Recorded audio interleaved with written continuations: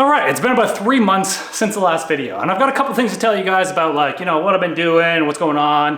There's a couple of new project things, a couple of health things that I was going through, you know, winter as well. So we'll get through all of that. I'll give you the formula card update. I'll give you the future formula card update and the project that we've been working on that is going to be a beginning to end video. So it's like just, you know, one video, one project done over with. I got a little notebook here. I just wrote down a few things, you know, just to stay on points. First thing, we live in Canada, winter sucks. So along with the snow, so we can't do like any outdoor projects like the F1 cart and stuff like that outside, the cold and the daylight hours. To give you a perspective, just like how much it sucks, I wrote down a few numbers here to give you like, just so you can judge on like where you live daytime hours. So we get in the peak of winter, the winter solstice, 6 hours, 47 minutes of daylight. To put that in perspective, if you just move down the map a little bit, we'll go right to like the top of the USA there, Billings, Montana, just because it's directly below us. Billings, Montana, daylight hours,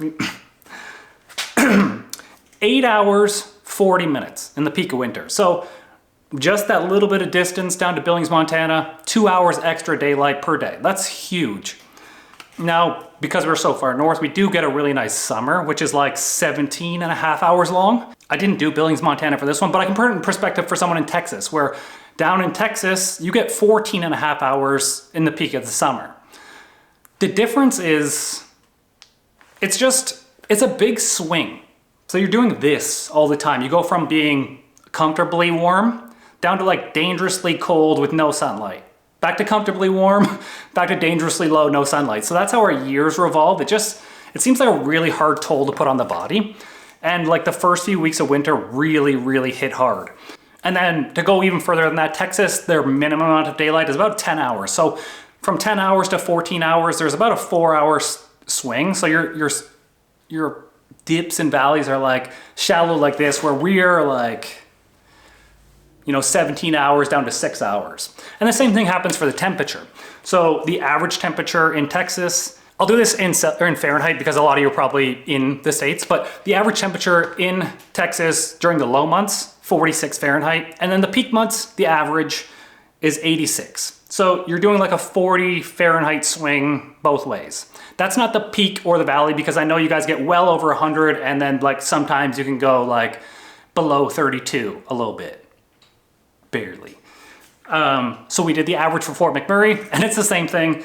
We go from 3 degrees Fahrenheit average in the winter, 3 degrees Fahrenheit,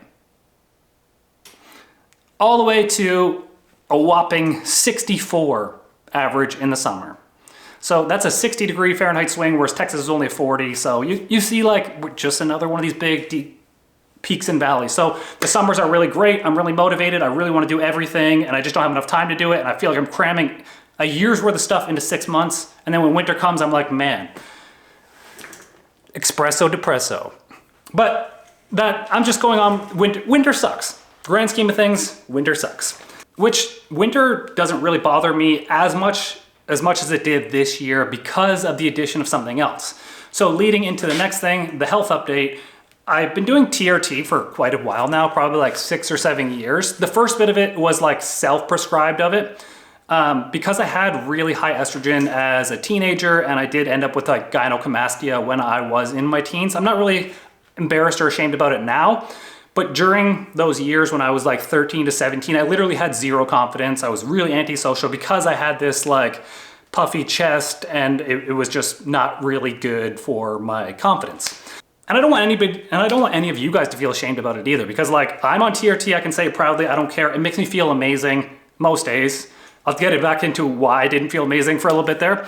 But yeah, if you think you have an issue with like low testosterone, you feel like you're overweight and you don't have a lot of energy, just go get it checked out. It's really cheap to like do, and it's covered by a lot of insurances now anyways too.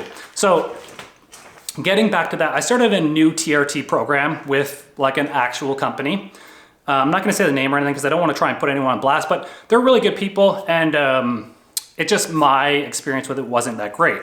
So they started me out on their program, which included getting my blood work done, and then going from there. So I did tell them that I was already on TRT, so they did the baseline of what I was at, what I was taking, and then they did their adjustments from there. We got the blood work back the first time, and my estrogen was a little bbit high again. And it wasn't high above normal, it was just high normal. But because of my previous history with gynecomastia, they did put me on an estrogen blocker. And then they also added a DHEA because my DHEA was low. And then obviously just testosterone. So I started that. It was probably right around the time that I did finish the last Formula Cart video, maybe a little bit before it. And I just didn't feel right. Something felt super off. So we did the 8 weeks before getting my blood work checked again. And when we got the blood work checked again, it came back like my testosterone was in a good range. It was actually a little bit high, so I had to take it down a little bit more. My estrogen came down a little bit and my DHEA went up a little bit, and everything was like in the good numbers. All the other numbers were fine because they do check a bunch of other things on top of that. But my general well-being was just not there. Honestly, most days I just felt really confused. I didn't know where I was. I didn't know what I was doing. So I took it upon myself to just start like manually making a book and writing down my prescriptions, like what I took, how I felt, and then slowly peeling some away to see what changes came to my body. Because at the end of the day, everyone's body reacts different to certain things, and only you can determine what is good for you. But after a long time, I figured out the estrogen blocker that I was taking was actually really, really affecting me. Like really, I would be walking through a grocery store and forget why I was even there. So I only recently took this out of it, probably late December, that I found out that the estrogen blocker was really the one that was hurting me. So I ended up taking it out of the regimen. I ended up taking out the DHEA too, because I just did testosterone for so long that I feel like it just wasn't right. So I just took out the things that were giving me negative side effects. I feel a lot better now. I'm really starting to come around like early January. So there was definitely a period of like 3 or 4 months there where I wasn't feeling great like at all. I was just looking forward to like going to bed at night just so I could try and feel better the next day. I've never been like a steroid cycle. I've never went like that hard into it. I've only ever done the TRT dose, so that's all I really know. Moving on. Oh, this one is good. I like this one. So I've got a couple of clips here. This I'm super happy about. Nick works his goddamn ass off. And we moved BSI and TrueNorth turbos into a bigger shop space. And we needed a bigger shop space because you guys have been so supportive of the channel, just buying turbos and accessories and all that good stuff that we have on our TrueNorth turbos website. So we had to upgrade, we had to increase the shop size. I actually spent last week down with Nick. I spent 3 or 4 days just moving stuff, helping him move all like the inventory into the new shop. So we moved in shelves. There's a ton of shelves in there now.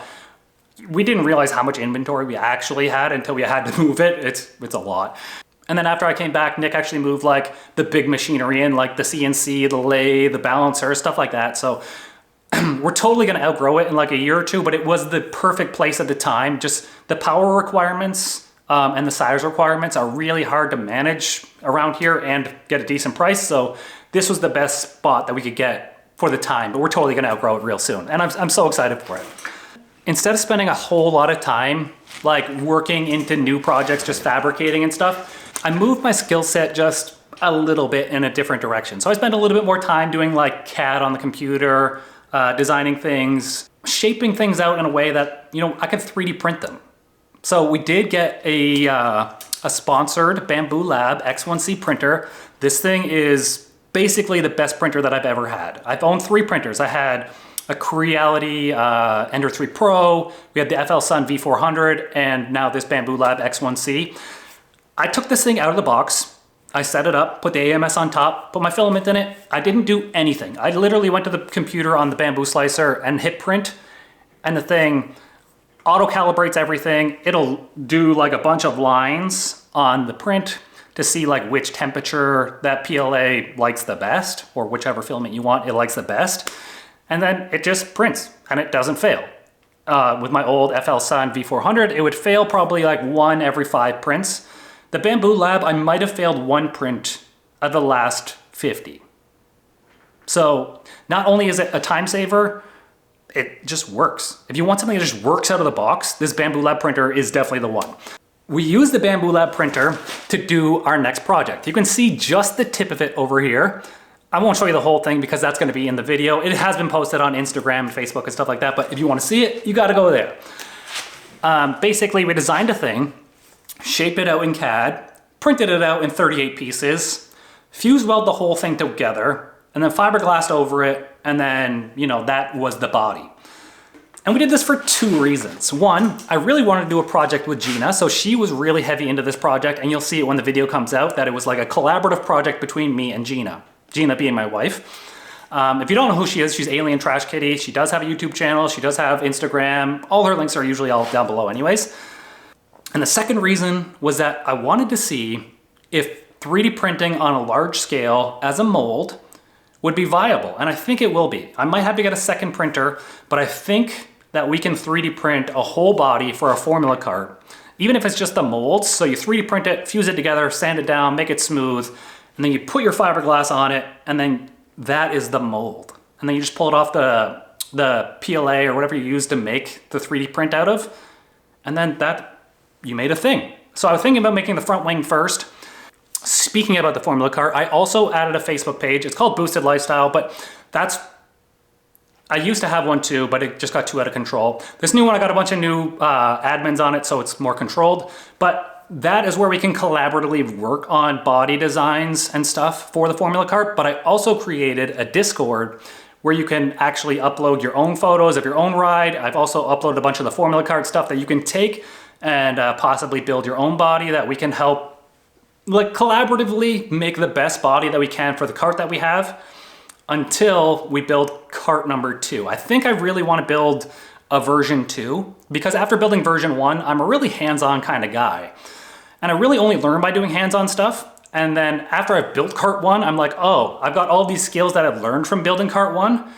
I bet I could build cart 2 like way better.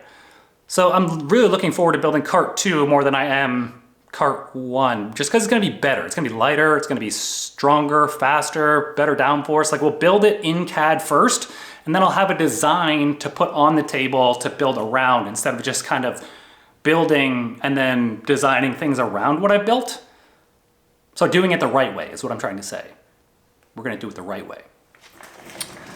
So speaking of the formula cart, I actually haven't touched it since that first drive that we did. I kind of just put it back in here and I parked it. That's right around the time, like I said, the estrogen blocker, and I wasn't feeling really good at all. And then the snow hit like immediately after. So we couldn't do anything with it anyways. So it comes down to like, do we just want to build a body over the winter? Which it's almost over now. But like I said, I wasn't feeling really good, and that's on me. You know what, it happens. So we didn't really touch it. I do want to build the body for it. I think. I really want to build number 2. I need more space because I could build number 2 and build the body for this one at the same time. I wish I had 3 brains.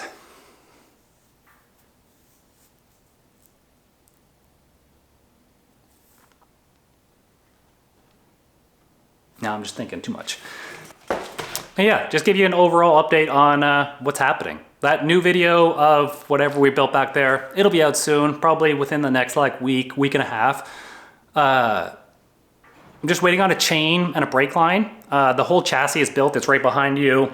The thing is behind you. We just have to join the 2 pieces, put the chain on it, put the brake on it, and it's basically done. So it's just assemble it and then do like the B-roll, driving it and showing it and doing the fun stuff at the end. So anyways, that's my little update thing. Like I said, I just wasn't feeling good for a long time, and I figured it out now, and I think I'm really starting to come around. So thanks for sticking around, guys. I do love the formula cart. I still want to do more with it. Peace easy. Get that V.